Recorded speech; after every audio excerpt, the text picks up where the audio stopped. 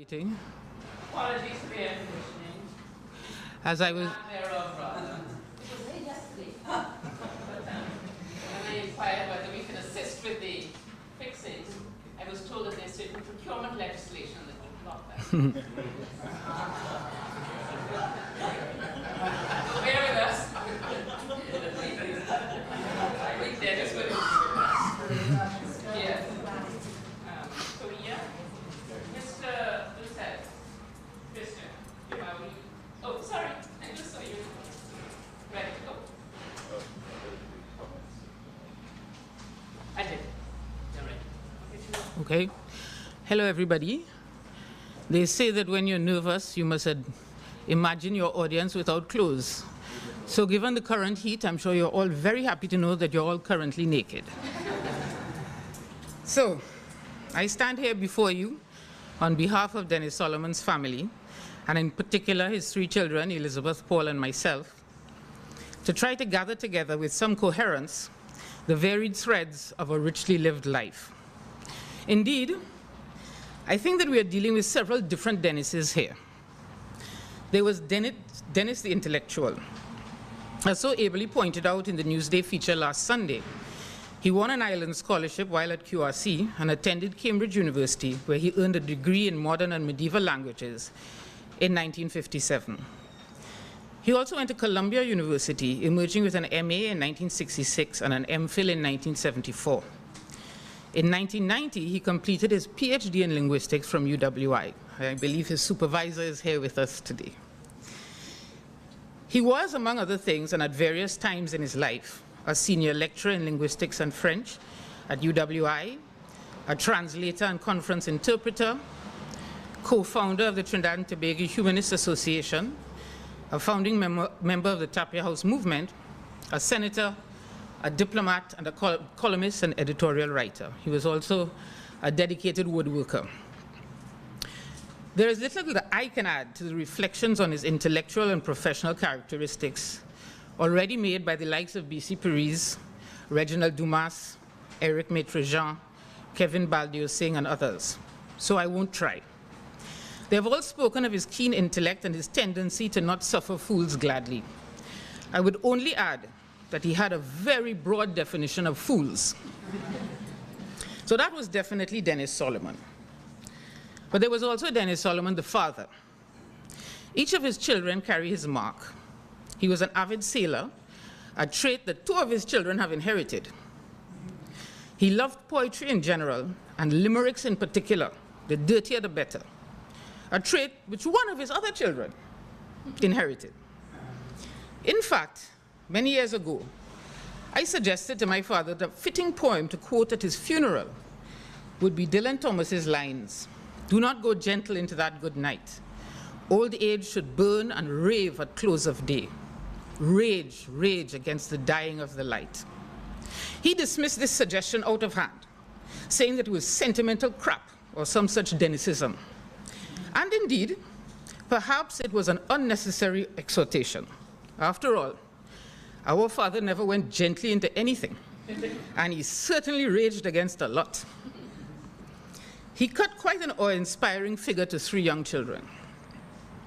I remember once looking at him at the helm of his beloved yacht Rosemary 5, framed by the setting sun in all his huge red man glory. I had recently started to read Julius Caesar and had been highly impressed by Mark Antony's funeral oration for Caesar, especially the bit about why man he doth bestride the narrow world like a colossus, and we petty men walk under his huge legs and peep about to find ourselves dishonorable graves. And in that moment, my fevered juvenile literary imagination concluded that my father was the spitting image of the Colossus of Rhodes, had the Colossus of Rhodes been made of Kentucky Fried Chicken. He was decisive and intimidating, unversed in dealing with anyone whom he did not consider his intellectual equal. He loved babies, but seemed to be a bit nonplussed once they started to develop minds of their own and personalities of their own. And he expected all children to behave like miniature adults, intelligent and cultured ones at that. He taught us to question everything, and to form our own opinions, but maintained his parental dominance by the simple expedient of applying a ruthless double standard combined with self-serving demagoguery. If we spotted him doing something which he had deemed unacceptable, for example, slurping your soup, and drew his attention to it, we were told, I can do it the wrong way because I already know how to do it the right way. He, of course, was the judge of who knew the right way or not. Blind acceptance of dogma was only permissible in one instance. When Denis, having successfully performed some incredible feat, like changing a light bulb, when he asked us, "Daddy is a?" we all had to chant, "Genius." As Elizabeth mentioned in the Newsday article, he formed us into some sort of secret society, the purpose of which we never knew. But we had a constitution, so it was obviously legit. We were regularly catechized on this document. Out of the blue, he would suddenly lower whatever tome he was reading, peer over the top of his glasses, and bark, "Elizabeth, what's the first article of the Constitution?" When in doubt, run in circles, scream and shout, she would reply dutifully. He then turned to me, "Juliet, second article of the Constitution. A stitch in time is a waste of thread." On one occasion, he returned home from an overseas trip late at night, shook Paul awake, and demanded, "Third article, come on, come on. The early bird catches pneumonia. And the early worm gets caught." And of course, there was the password, which was, and he would say to all of us, "What is the password?" "Umbelia," we'd chorus. "And it is to be said portentously." So that was Denis Solomon, the father. Then there was the person who many affectionately and others not so affectionately referred to him as Denis the Menace. BC mentioned in his column that Denis had a running feud with his neighbor's dogs in Fonzamans. Well, when we lived on the outskirts of the St. Augustine campus, Denis had a running feud with all would-be mango thieves. He was notorious in the neighborhood for prancing about with a cutlass, threatening to chop the Canada Hall students who dared to climb over the fence to steal mangoes. Luckily, the driveway was long, the grounds large, and his voice carried so far that they always had ample time to escape. One day, a group of schoolboys passed our gate and basically bullied the smallest of their number, thrusting him through the gate, daring him to run the gauntlet of the raving lunatic who lurked beyond the long, intimidating driveway. The quaking lad got halfway down the driveway when Denis lumbered up, demanding that he state his business. When the boy mumbled something about mangoes, our father led him into the backyard and helped him fill a cardboard box full. As the boy staggered back up the driveway with the full box, Denis, about to retire back into his cave, noticed that the older boys were still hovering around the gate looking to share in the spoils. This highly offended Denis's sense of propriety and natural justice. He stormed to the gate, cussed the pretenders, "All you ain't brave enough to come and ask," grabbed the box in one hand and the little boy's wrist in the other, and marched him all the way home so as to deny them that which they had not earned. So that was Denis the Menace, scourge of potential predial larcenists, but protector of the defenseless.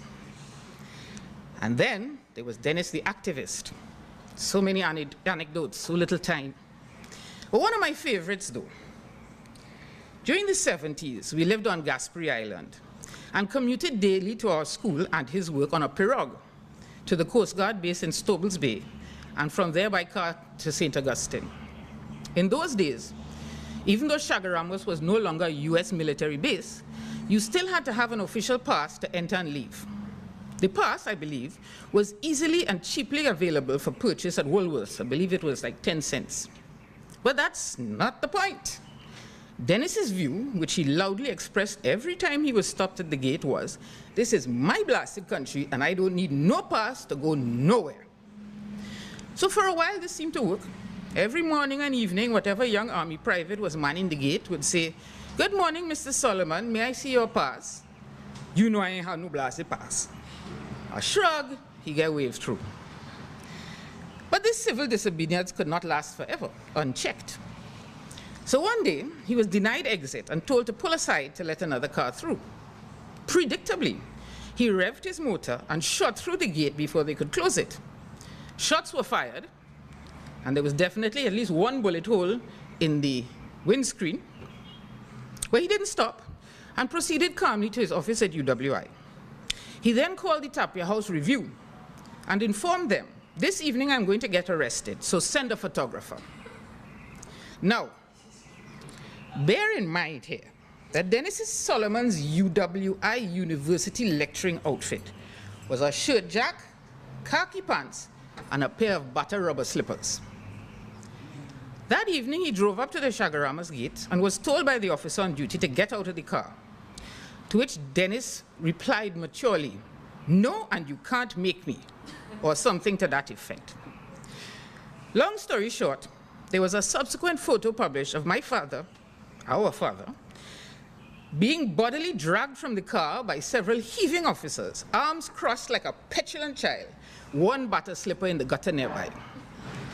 He later claimed that after my mother bailed him out of jail, he checked into the Hilton Hotel for the night and sent the bill to the government. But that, I suspect, is one of the only apocryphal parts of the rich tapestry that was Denis Solomon's life. So, if I had to sum up our father, I would say giant brain, carefully constructed, near impenetrable exoskeleton, hiding a heart of gold. Farewell, Colossus. Farewell, Daddy. We love you.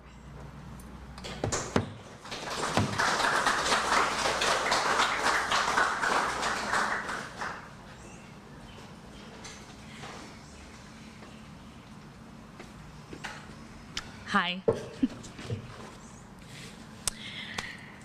Our grandpa Denis was a big man, quite literally. I mean, he was what, 6'5", 6'6", 6'3.5". I remember him having to duck to get into my classroom at Bishop's when he would come and visit on family day. As large as he was in stature, he was even bigger in presence and wit. As we all know, Denis Solomon did not suffer fools. So you can imagine the anxiety that bubbled up at the thought of summing up the immense impact he had on our lives into a succinct and grammatically correct tribute. As his eldest grandchild, I shall make the attempt. And I am honored to be up here to represent all of his grandchildren, those who are here with us, my sister Tara and my cousin Nathan, as well as those abroad who are watching today, our cousins Gael, Jade, and Nicholas. One of Grandpa's greatest pet peeves was mediocrity. I do not believe that he thought the opposite of mediocrity to be excellence. To Grandpa Denis, the opposite of mediocrity was effort. He would accept nothing short of an educated effort towards improvement, and, with that value, Grandpa fostered in all of his grandchildren a drive to achieve and push ourselves to improve. When Nicholas was very young, Grandpa Denis bought him a large Lego crane. In classic Denis fashion, this was the most complicated Lego contraption that he could find, with working gears and pulley systems and a steering rack, all the bits and bobs. Well, Nicky loved it and told me that he spent the next 5 days and nights consecutively constructing this Lego crane. He was so proud to show it to Grandpa that he even added his own motorization. This planted the seed that has grown into Nicholas pursuing robotics and other computer technology in his higher education, of which Grandpa could not have been more proud. As a woodworker, Grandpa encouraged us to use our hands to create whenever we could. As an intellectual and a linguist, he also demanded that we use our minds. I myself recall being gifted a different Oxford dictionary every year for my birthday until I was about 15 years old. Many Oxford dictionaries, as if their mere overwhelming presence might make me a linguist by osmosis. He could be a bit of an ass. Sometimes he enjoyed blurting out, and almost always in polite company, that his name was Denis, pronounced like tennis, but spelt like penis.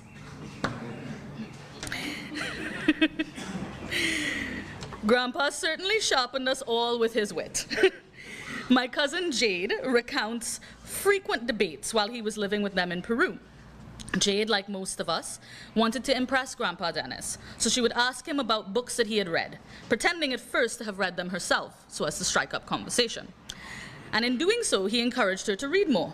And by encourage, I mean that he would ask her point blank, very gruffly, "Jade, how many books have you read this month?" At first, she would reply bashfully, "0." And he would guff and guffaw. Well, fear is a strong motivator, so the next time Grandpa asked, Jade would proudly reply, 3. And what began as a game between the two of them to prove a point quickly turned into a drive that would cause Jade to find and devour some of her favorite books to date, and even pursue a career in storytelling herself. Grandpa was even in one of her skits. Grandpa loved language. We've all tried to impress him in one way or another with language and wit, sometimes successfully, but most times to great critique. In fact, he was a linguistic critique even when we could barely speak. Grandpa loved to tell the story of when we were very young and my sister and I went to visit him in Italy with our parents, my mummy. And my sister Tara was maybe 4 years old, and he took us to a very old church at the top of a hill, for its architectural significance, of course, because we all know that Denis Solomon was never one for religion. But it absolutely tickled him pink that this bold little girl marched her tiny 4-year-old self up to the pulpit and began babbling an imaginary sermon. It was probably the only time he ever enjoyed being preached at. After graduating high school, Tara took herself off to study in Italy for a year and visited Grandpa in Cremona on his birthday. One afternoon, they were driving through the countryside of Italy, and Tara, an avid writer herself, was eager to immortalize the experience in her journals. "What are you doing?" Grandpa barked. "Get your head out of that book." Tara tried to explain that she wanted to make sure she captured the experience. Grandpa looked at her with that cheeky twinkle in his eye and said, "Well, you're so busy writing about the memory that you are missing the moment." My sister is now a practicing psychologist and proudly says that throughout her career, that advice from Grandpa Denis often reminds her to be as present as possible, that life is for living and experiencing, not just recording to be remembered later. Grandpa certainly lived a big and full life, which my Auntie Juliet just did a fantastic job summarizing, which I'm sure was a very difficult task. He was passionate about a great many things. He loved to sail. He loved a good cocktail. He really loved to sail and have me make him good cocktails. And he passed down his love of sailing to two of his children, as you've said, and to pretty much all of his grandchildren, including his youngest grandchild, Gael. He loved cricket, which he shared with his granddaughter, Jade. And he was in absolute awe of his grandson, Nathan's skill as a black belt karateka. He loved tiramisu and stracciatella, which he loved to correct us on the pronunciation of. He loved to swear, and he loved a good joke. In fact, this week my cousin Nathan was recalling how in our childhood, Grandpa used to pretend to crack an egg on our heads. He would cup his hands, and he would knock once, twice, 3 times, and trickle his fingers down the side of your head like running yolk, to which we would all squirm and giggle endlessly. And he would quack. Not a one of us could mimic his Donald Duck impression, though Nathan keeps trying. He loved babies, and he loved animals. Please note, in the collage, the comically tiny kitty cat in his very, very large hands. And he loved to be grumpy. My cousins Jade and Gael, one Christmas, dubbed him El Hombre Gruñón. Superpower, grumpily correcting the word since 1933. And with the power to control and build anything out of wood. In the last couple years, I moved back home from living abroad and studying the arts. And at first I was nervous to reconnect with my grandpa. We'd had our differences over the years. He hated my tattoos and loved to tell me. But pretty immediately, we bonded over woodworking and making in general. I had a little skill with wood myself from art school and a lot of interest. So he began teaching me the trade. In helping him to build his workshop table, I remember him proudly announcing, "Why, Vivian, you're a precisionist." and after that, we were thick as thieves. He loved to send me videos of woodworking projects and would often just show up to my art studio to borrow my tools and discuss projects. He was very supportive of my art and came to as many of my exhibitions as he could, and my markets. And ceramics in particular, he was fascinated with. I'd sit in bed with him and show him videos of me working on the wheel or teaching my students, and we would plot collaborations for Christmas markets. I would make the pots, and he would make the wooden stands. "But I'm too old to be a hustler," he said. "Nah, man, never," I responded, and we'd both chuckle. You know how his shoulders would go when he chuckled. I'm very grateful for our shared love of craftsmanship, and I will always hold it close to my heart. We all had our own relationships with Grandpa Denis, and in turn, he had his own way of interacting with us. Denis spoke many languages, but the greatest translation feat of his life was teaching us, as his grandchildren, to understand and interpret the language of his love for us. It wasn't always easy to understand that his gruff exterior and harsh reprimanding was an expression of his love. But as we have grown and matured, and as we will continue to do so, I'd like to think that we can each come to appreciate that which we once may have taken for granted or misunderstood in our individual interactions was truly an expression of his faith in us to meet his standards. This may have at times felt unreachable, but hopefully will continue to inspire us. It is often said that the opposite of love is indifference. Well, our Grandpa Denis was anything but indifferent. Thank you, Grandpa, for all that you have given us. We love you. Bon voyage, our Admiral.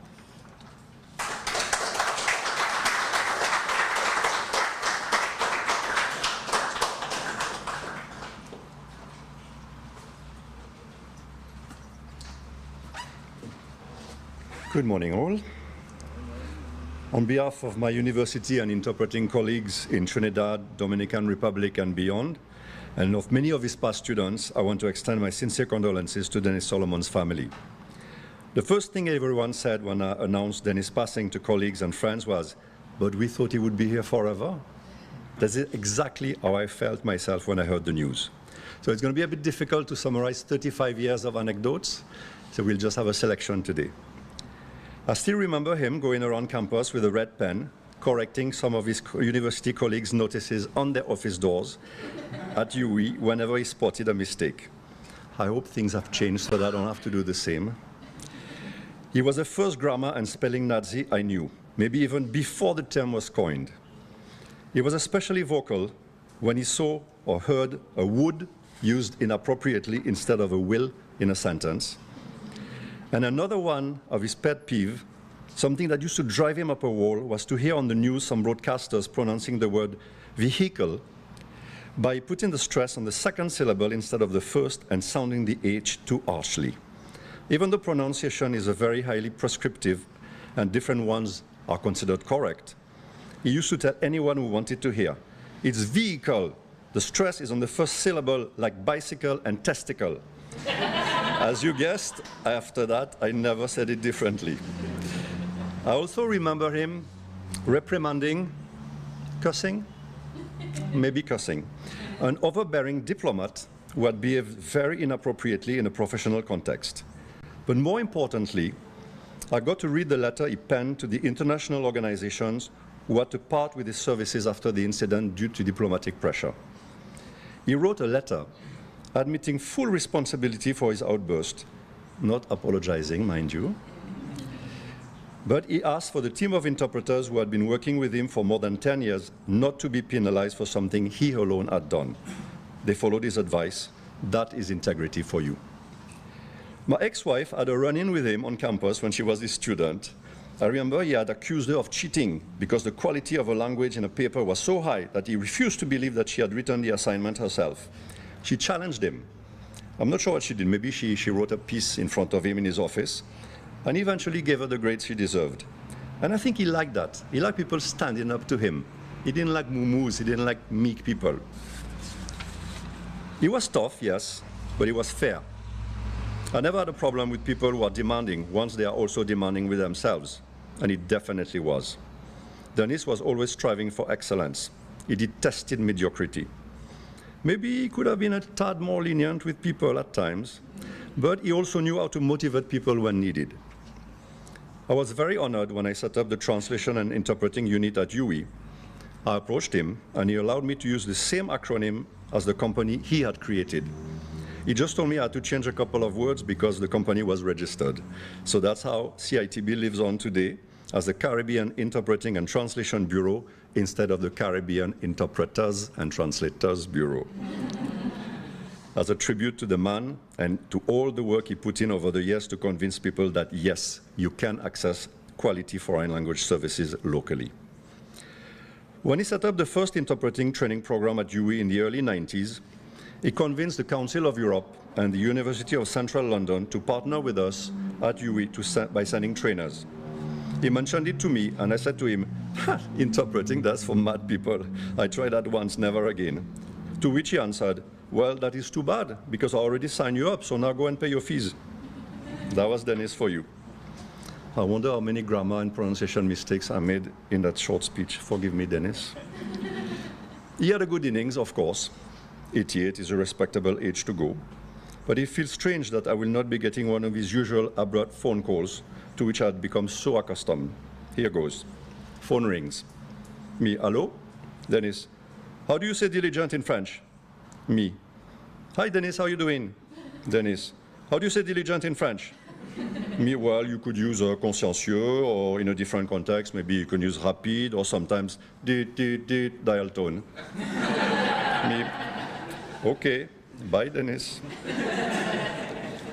Fare thee well, Captain. We will miss you.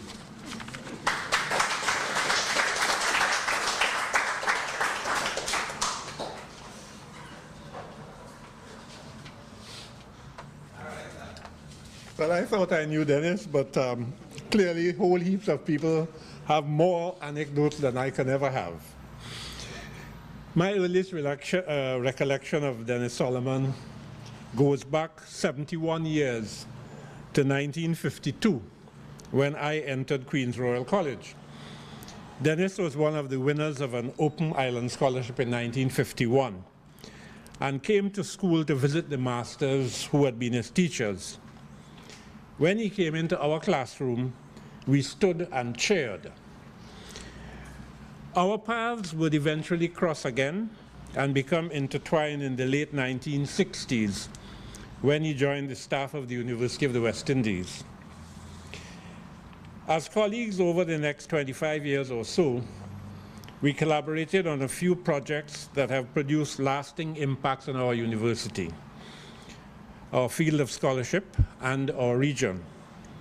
I refer in particular to our initiative to create a Department of Language and Linguistics at the St. Augustine campus of the UWI.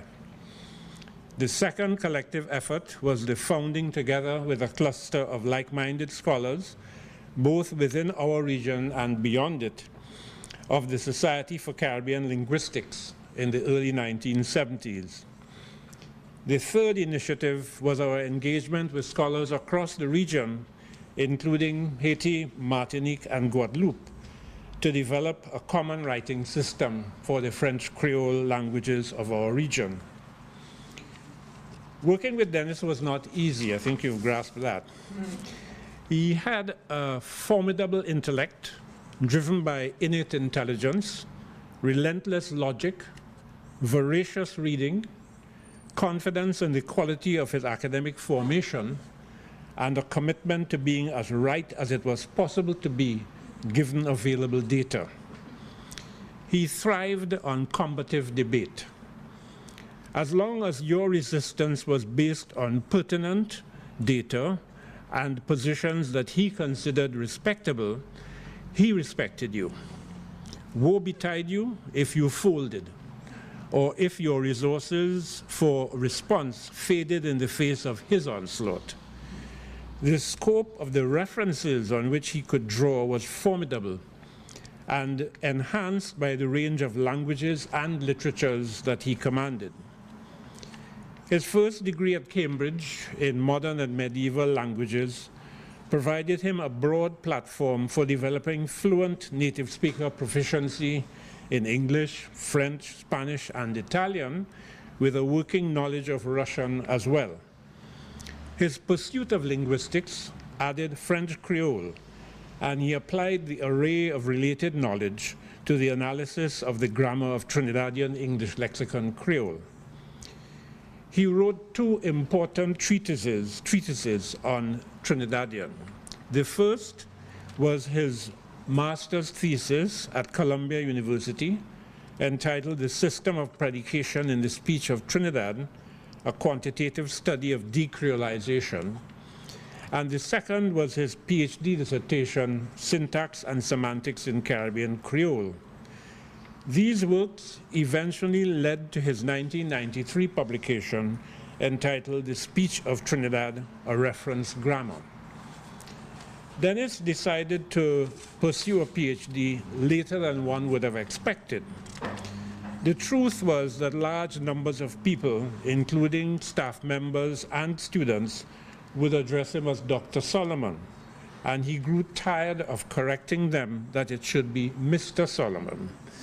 So one day he scooted into my office and announced, "Lawrence, I'm decided to register for the PhD. People keep calling me Dr. Solomon. I might as well do it undone. And you have to supervise me, eh?" The man even chose his own supervisor. How could I resist? It was an easy job.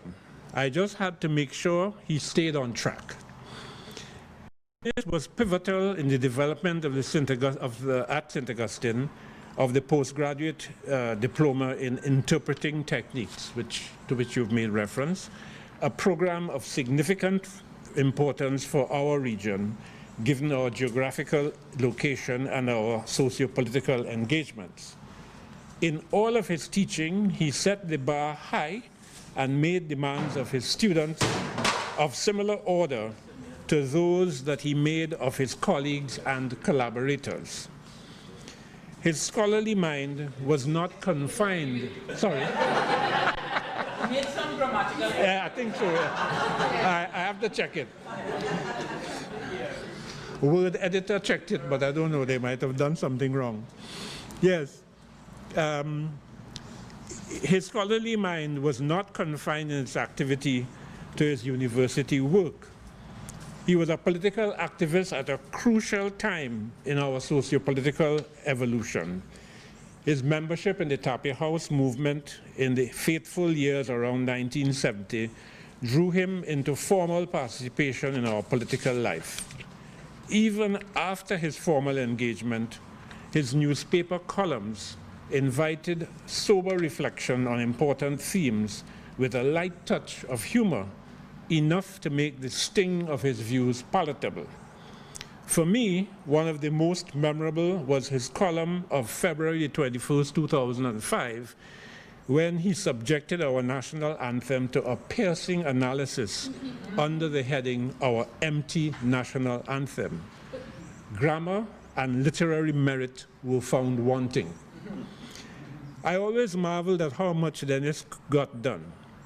He kept pace with work on campus, devoted hours to repairing and refitting his boat, spun off into woodcraft of a more general nature, engaged in serious political reflection and writing. His weekends seemed elastic. And if you weren't careful, he would draw you into the boat refitting business with an inducement of a good Sunday lime.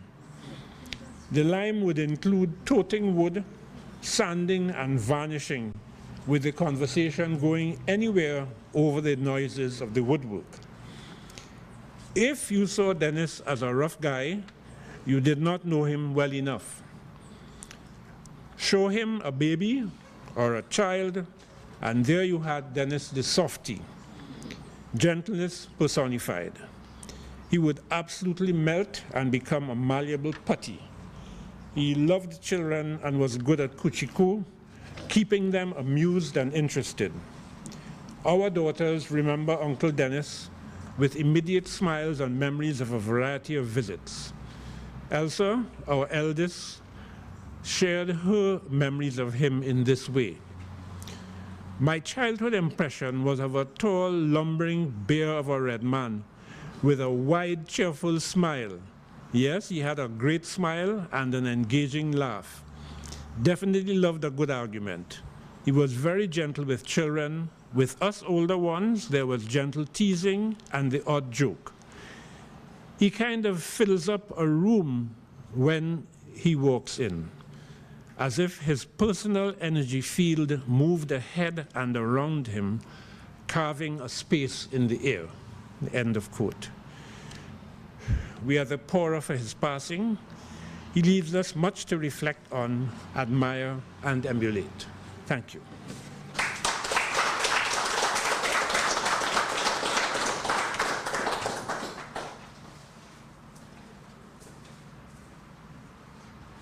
So we have a little bit more time. So anybody who would like to say anything that you need to see, that would be lovely.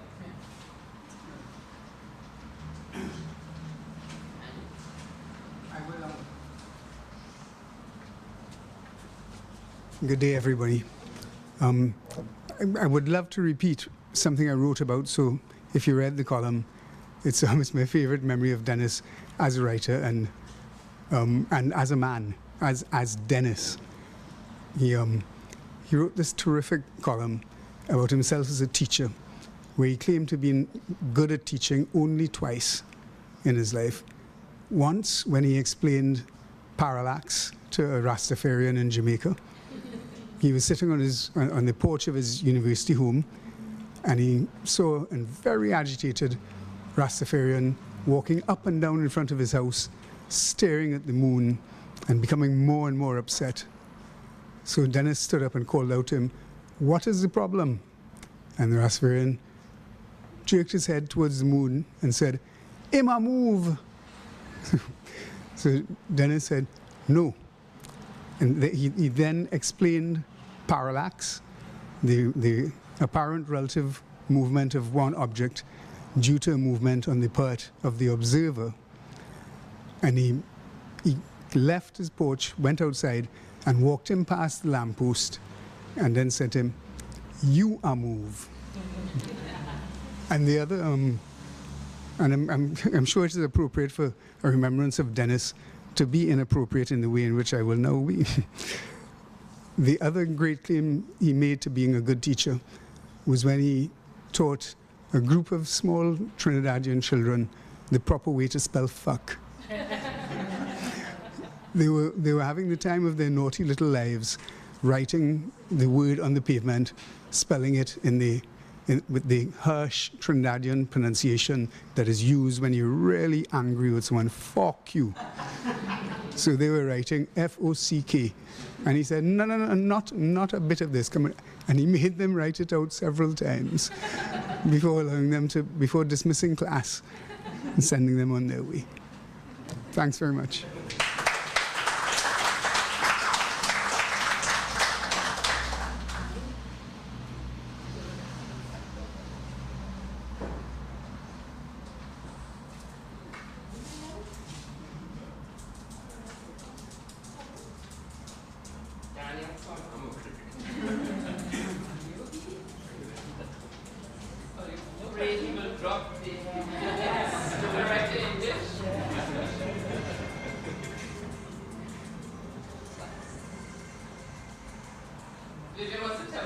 One last story. I'll just stand here and do it. So, a couple nights before Grandpa left us, Nathan and I went over to have dinner with him. And he was so excited for this dinner. He really called me all week. He said, "You have to come have dinner, you have to come have dinner." So I come and I get all of his, okay. I bring over his favorite Chinese food, and the nurse looks at me and she says, "He not go move." I'm like, "What do you mean?" She's like, "He don't want to get out of bed." I'm like, okay. So I go talk to him, and he's like, "No, I don't want to get out of bed. We're just gonna have to eat in here." I'm like, "But Grandpa, I had brought all this Chinese food. Like, we're gonna go to the table." And he looks at me and he goes, "The time for pants is over." And how could you argue with that? So we just sat up and ate the Chinese food around the bed. And I just think that is just such a beautiful example of how he railed to the last minute and always knew his own mind. So the time for pants is over.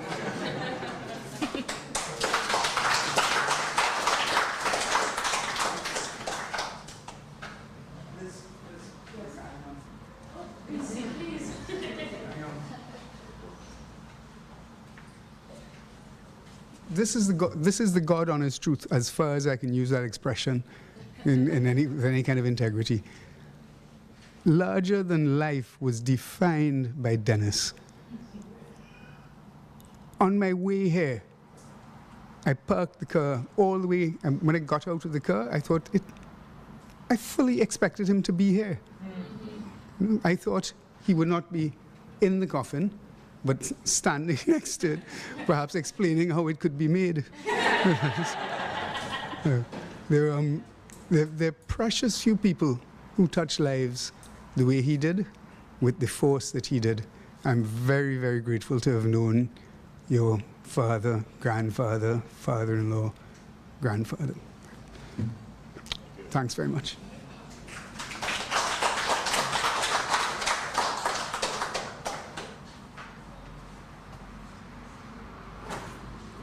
As we tell our memories of Denis, it occurred to me when Juliet talked about Denis the Menace, that my first close encounter with Denis was a long time ago. I was sailing on a small red boat called Rogue, 24-foot, and we were racing in Grenada. Denis then was, of course, racing Rosemary 5, better known as the Yellow Peril. And we all who sail, Paul in particular, will know the rules of the road are that when the wind is coming off your right side, your starboard side, you have the right of way. So if two boats are approaching each other and you have starboard wind coming across your starboard bow, you have right of way. So we were approaching a mark which had to be gone around. And my skipper, Mike Rogers, I'm on the mainsail, and Mike says, Reggie, stand by to tack. So I said, but what do you mean stand by to tack? We have right of way, we're on a starboard tack. And Mike Rogers says to me, you see that boat up there that is on port tack and had no rights? That is Denis, the Yellow Peril. Tack! So with all the rights in the world, we got out of his way. He went past, and that was actually the occasion when I saw a young lady on the mast pulling in sail, who happened to be Elizabeth.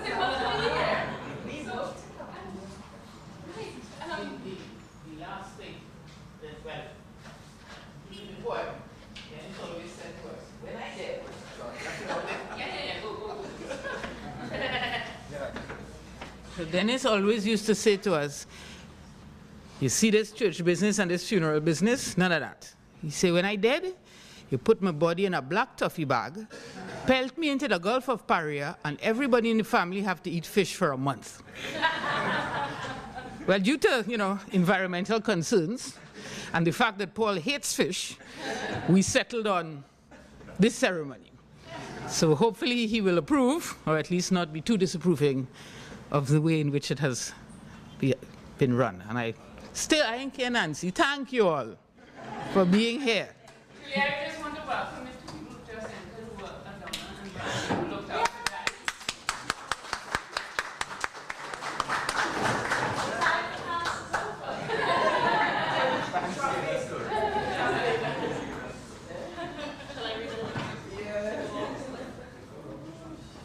It's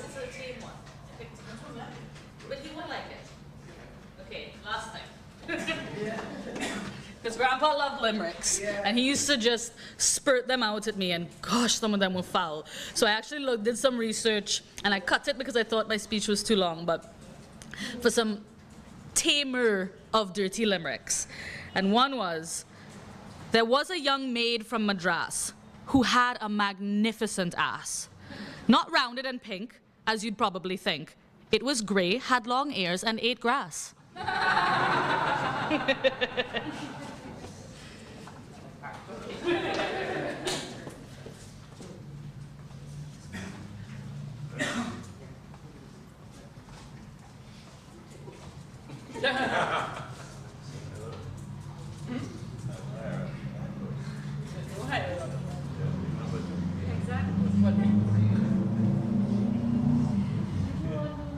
So what, do you want to start reciting more limericks?